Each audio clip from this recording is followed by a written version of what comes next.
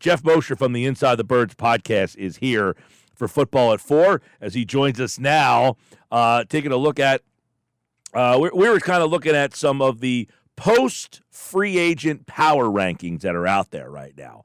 So how everybody has kind of done now as we get into officially draft season, Geoff Mosher. The Eagles have been number 1 in most people's poll in the power. Would you say right now in the NFC that you like them the best still? Well, that's interesting because I liked last year the Detroit Lions coming out of the NFC, and obviously all the crazy injuries that they had. I mean, there were more than you can imagine, even more than the 2017 Eagles. Made them a different team by the end. I imagine they'll get a lot of those players back, especially Aiden Hutchinson. But they did lose both of their coordinators, offensive and defensive coordinator.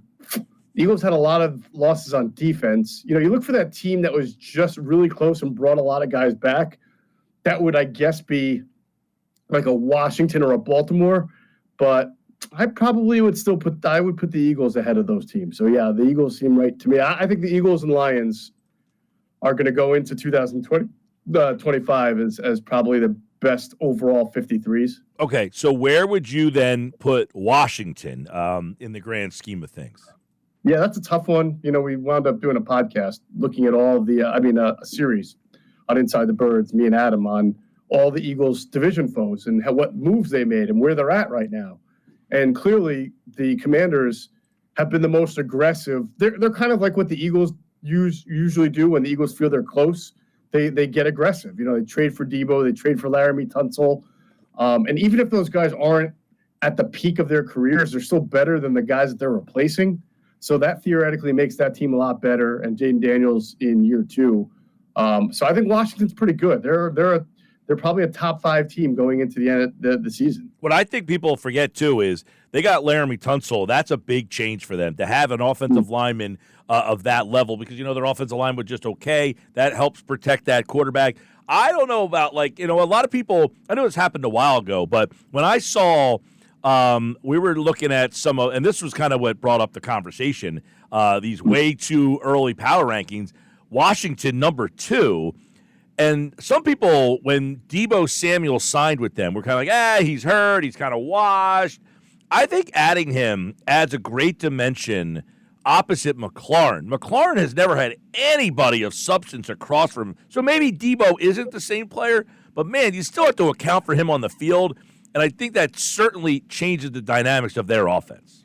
Yeah, you just nailed a big topic that Adam and I were talking about when we previewed the Commanders, is that this is a team that really is about one offensive playmaker away from being really, really good. McLaurin's a really good playmaker. He's getting a little on the longer side of the age group for his position, but he's still really good. You saw that last year. He can run.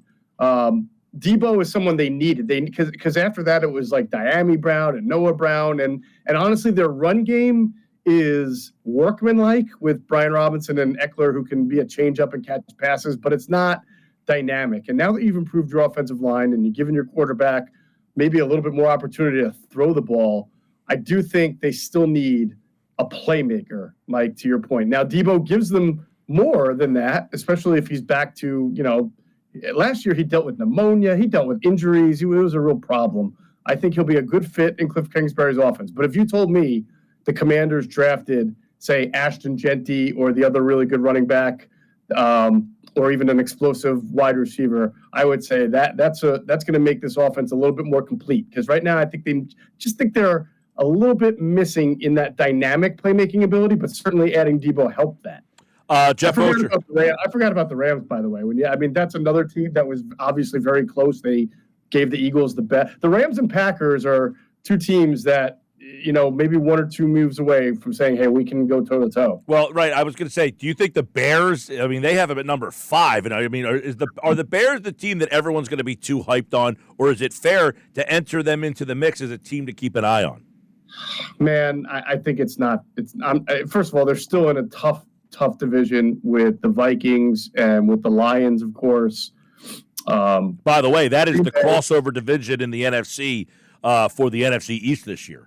Yeah, Green Bay. I have to sort of see it first with with Ben Johnson as an actual head coach and not just a play caller. See how that works out.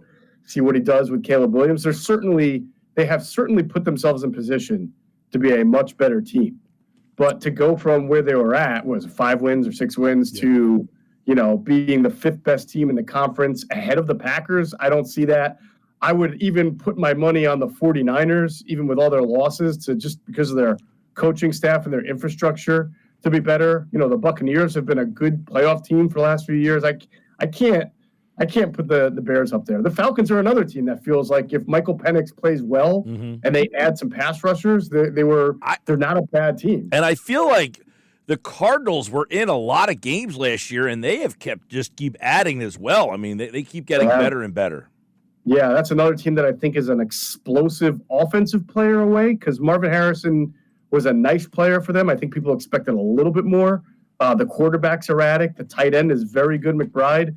But, the running back, James Conner, has done an excellent job there. But you don't think of the Cardinals and thinking of them as having some real explosive playmakers or some pass rushers. Now, they did sign Josh Sweat, right? And they traded for Baron Browning, so maybe they are a little bit fiercer in the pass rush department. But that's not a team that I'll trust over, say, even the Cowboys or the 49ers, making comeback, or the Rams, until I see it. I wanted to get to the Cowboys. You guys talked about them on Inside the Birds podcast in your little off-season stuff here.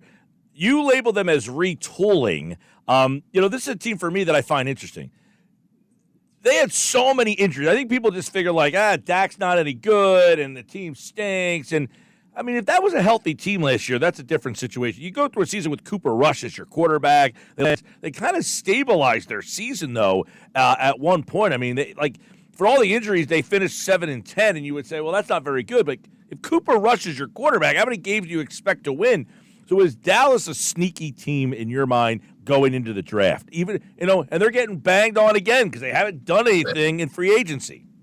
Yeah, I mean, they could be if they draft well, if some of their second-year players really develop. They do remind me a little bit of the 2022 Rams. When the Rams won the Super Bowl, the next year they had a bunch of injuries, they struggled, and they went into 2023 and nobody said anything about the Rams.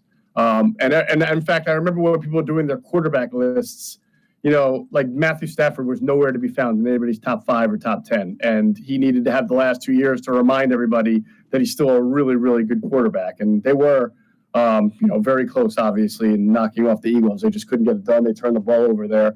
But that's a team that, to me, can the Cowboys be like that, where they get healthy, where Dak gets back, the offensive line? So that's the big question to me, is the offensive line and the running game. When they were great, well, I shouldn't say great, when they were winning double-digit games year after year, that's because Dak was healthy and the offensive line was very good. It was Zach Martin. It was the center was good. The left tackle, Biadasz was at center. Left tackle was Tyron Smith, and he would still play well. And they've done a decent job. Obviously Tyler Smith has worked out, but they need Tyler Guyton to really work out for them and be a left tackle, and they need to add a little bit more on the O-line. Terrence Steele has not helped them out at right tackle over the last year. So, but if they can do that and then get a running back in there, if they get Gentry or they get a dynamic playmaker, then I can see them being sneaky, but they do have too many questions on both offense and defense. It feels like they'll fill some holes and they'll be good, but I don't know if they'll be good enough. Now, you guys did the podcast on the Giants talking about Aaron Rodgers. They didn't get Rodgers, but they went down that road and got Russell Wilson. This is a team, the New York Football Giants, that won 3 games. I posted this on X earlier. I said, I can't imagine sitting in a room and saying, we won 3 games last year. I got a great idea. Let's go get Russell Wilson. Let's spend $21 million of the owner's money on Russell Wilson. I don't know how they have that conversation. Does this change the Giants' outlook from your podcast that you recorded a couple days ago?